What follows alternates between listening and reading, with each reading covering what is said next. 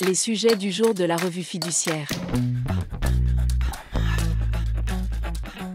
Premier sujet de notre JT. Un QR code pour les salariés pendant les JO. Dans le contexte des Jeux olympiques et paralympiques qui se tiennent à Paris du 26 juillet au 11 août et du 28 août au 8 septembre 2024, certaines zones autour des sites de compétition nécessiteront un laissez-passer numérique, passe-jeu. Les salariés auront parfois besoin de ce pass pour pouvoir circuler librement dans ces zones de la capitale. Pour déterminer si c'est le cas, l'employeur peut se reporter au site mis en place par le gouvernement, à la rubrique « Suis-je concerné ?». Les demandes de laissez-passer sont à effectuer sur la plateforme Passe-Jeu. Lorsque la demande du passe-jeu est en lien avec une activité professionnelle, le salarié doit fournir un justificatif de travail comme le contrat de travail ou une attestation employeur qui mentionne notamment l'adresse d'exercice de l'activité dans le périmètre des JO. Un modèle d'attestation employeur figure également sur le site Passe-Jeu. L'employeur, qui donnera une attestation au salarié, y mentionnera par exemple la mission confiée au salarié, son lieu, son but et ses dates de début et de fin. À noter qu'une fac du gouvernement indique que les employeurs pourraient faire des demandes de passe-jeu pour leurs salariés, le site autorisant une personne à faire une demande pour 15 personnes. Deuxième sujet de notre JT. Crédit d'impôt borne de recharge.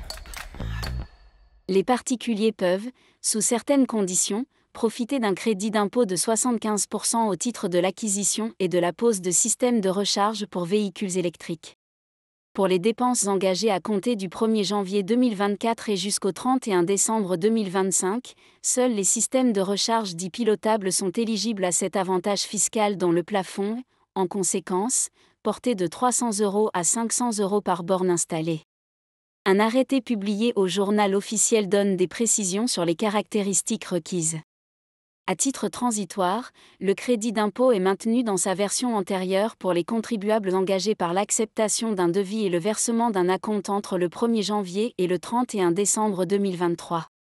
Dans ce cas, la nouvelle norme de pilotabilité n'est pas exigée et le plafond de dépenses est fixé à 300 € par système de charge. Troisième sujet de notre JT. Effet de commerce avalisé par un dirigeant. Une banque accorde à une société un crédit de trésorerie d'un montant de 165 000 €. Ce crédit est matérialisé par 3 billets à ordre sur lesquels le dirigeant de la société porte son aval. À la suite de la défaillance de la société, la banque assigne le dirigeant en paiement des 3 billets à ordre.